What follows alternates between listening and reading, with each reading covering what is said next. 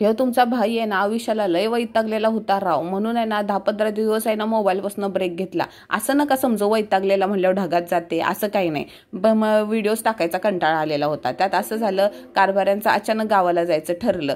तर गावावरून सासू सासरे बोलले आम्हाला बाळाला पण बघायचंय, त्याला पण पाठव. आता त्यांना काय माहित, बाळ मोठं झाले, त्याची पण शाळा असते. मग शनिवार रविवारचं चाललेले, मग दक्षला पण घेऊन चालले. ते काय झालं, आमचे चुलत सासू आहे ना त्यांची कार जाणार होती. मग त्या कारमधनं चुलत सासू ही मावस सासू बरोबर तिची पॅकिंग केलेली घरातनं बाहेर आली आणि बॅगच तुटली. मग दुसऱ्या बॅगमध्ये सगळं सामान टाकायचं चाललेलं. पॅकिंग बघा स्वतःला कसं केले, कानडं तोपडं टकूचं बिकूचं सगळं घातलेलं होतं.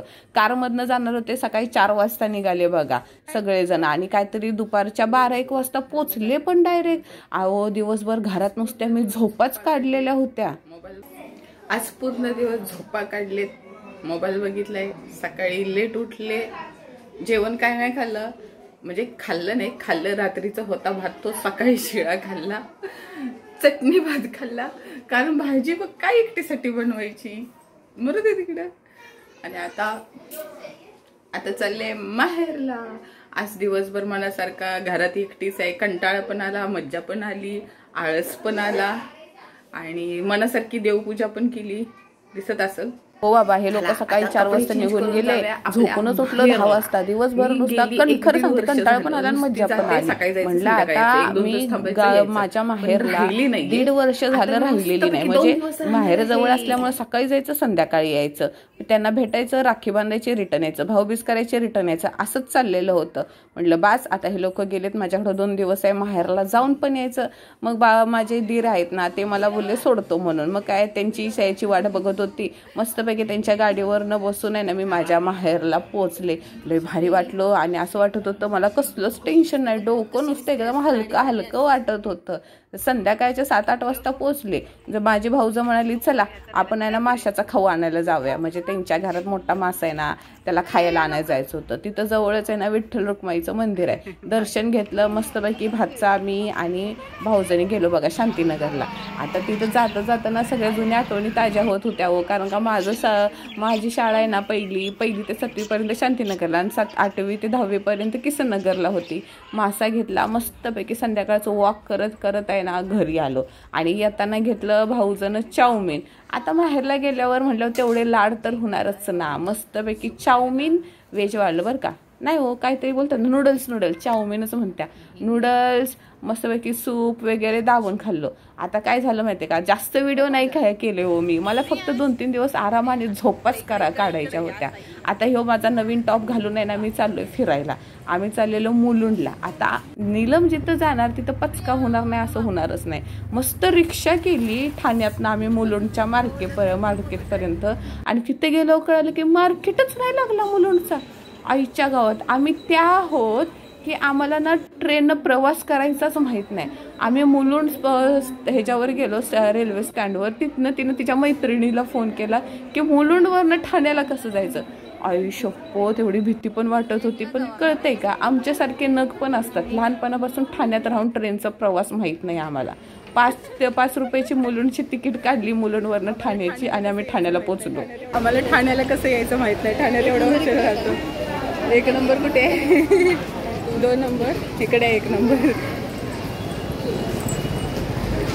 आम्ही ठाण्याला राहतो पण आम्हाला ठाणं कुठे आहे माहित नाही. तिकडून जायचं आपल्याला, हे पण खाली जातो मार्केटमध्ये. आम्ही आता आलोय ब्रिजवर.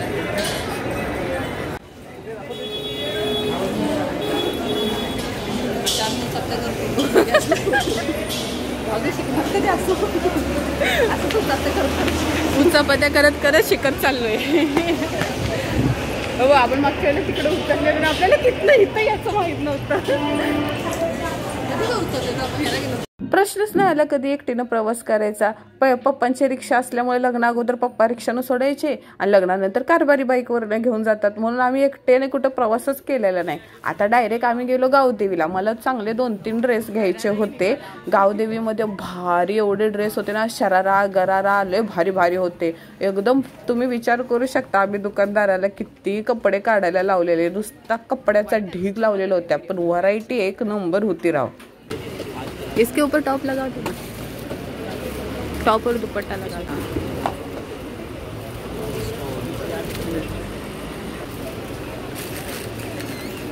प्रिय ह्याचं कॉम्बिनेशन बघ है ना, हे गुजराती पॅटर्न मध्ये. हे काय रेंज काय हे ना घराला हे छान वाटलं ना 1300. माझे जेवढे पण तुम्ही कपडे बघता ना ड्रेस हे ठाण्याच्या गावदेवीमधूनच असतात. माझे व्हरायटी बघायला भेटतात व एकत्र सगळे दुकान गोल्डन. आता हे ना शरारा आणि गरारा बोलतात, ह्याच्याले व्हरायटी आलेले जास्त करून सफेद कपड्यामध्ये आणि गुजराती पॅटर्न असतो ना त्याच्यानुसार. तुम्ही बघा ना आम्ही ढिगच किती काढलाय. टेन्शन नका घेऊ, मी ह्यातला एक पण ड्रेस नाही घेतलेला आहे. जो ड्रेस घेतलाय ना तुम्हाला मी पुढच्या व्हिडिओमध्ये दाखवेन. सरप्राईज आहे हो. फक्त 1300 किती बोलला तो 1300 रुपयाचा एक कुठला तरी होता आणि एक 1800 रुपयाचा होता. म्हणजे 1500 पर्यंत ड्रेसची प्राइस होती बघा. सगळं घेतलं, कंटाळलेलो. म्हणजे आम्ही घरातनं जेवण खाऊन आहे ना 12:30 वाजता निघालेलो आणि 4 वाजलेले. अहो आम्हाला उलटच पडलं घरातनं, म्हणजे ठाण्यातनं मुलुंड आणि मुलुंडनं ठाणं एवढं आम्ही करत बसलो. त्यामुळे लय बाबा डोकं दुखायला लागलं. आमच्या बरोबर आहे ना भाच्याची पण वरात चांगलीच निघालेली होती. मग आता काय खाल्लं पण नव्हतं, म्हणजे जे काही जेवण गेलेलो ना ते चिरलेलं होतं. मग सँडविच घ्यायचा होता. मग बरोबर तिथं नाक्यावर सँडविच चांगला भेटत होता. हे आमचं 5 रुपयाचं तिकीट होतं बरं का. मस्त कुठलं चीज सँडविच घेतला 45 रुपयाचा होता. 3 घेतले बघा. म्हणलं आता इथं काय खायचं नाही, घरी जाऊन गरमागरम चहा बनवायचा आणि चहा बरोबर दाबून खायचं आणि झोपणार होती. झोप म्हणजे काय बाबा, माहेरला आले तर मला एवढी झोप येत होती ना, मी हातरून बिन हातरुणाचे दिवसभर आहे ना लादीवर नुसती लोळत होती. तू काय घेतलं, काय घेतलं माझी जेव्हा मम्मी होती ना तेव्हा ह्या मम्मीच्या मैत्रिणी होत्या. सगळेजण ह्यांना मनीषताई बोलतात. नाक्यावरच त्यांचं नूडल्सचं शॉप आहे. ह्यांच्याकडूनच नूडल्स घेतलेले. व्हिडिओमध्ये यायला लाजत होते, ओरडत होते व्हिडिओ काढते म्हणून. आता जेव्हा ते ना मोठं शॉप टाकतील ना मी तेव्हा ते नक्कीच तुम्हाला व्हिडिओ दाखवेन बरं का त्यांचा. लवकरच मोठं शॉप टाकणार आहेत त्या. सांग हा अजून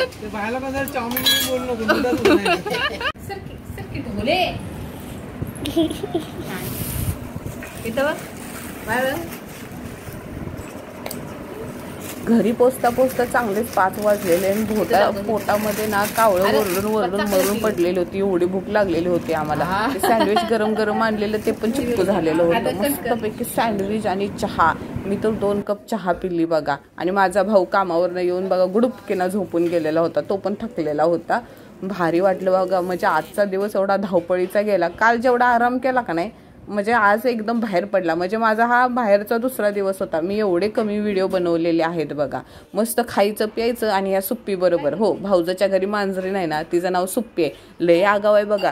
जिथं मी लोळत पडलेले असेल का नाही तिथं बरोबर माझ्या उशीवर येऊन पडायची.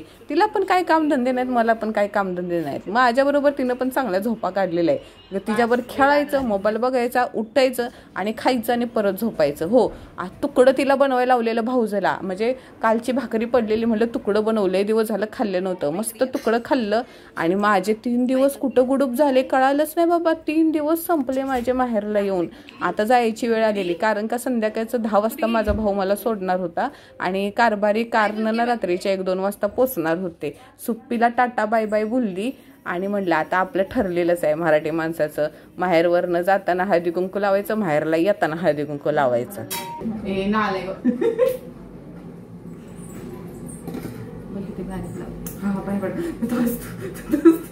माझ्या पाया पडली कधी पडत नाही. मारते काय नंदाची इज्जत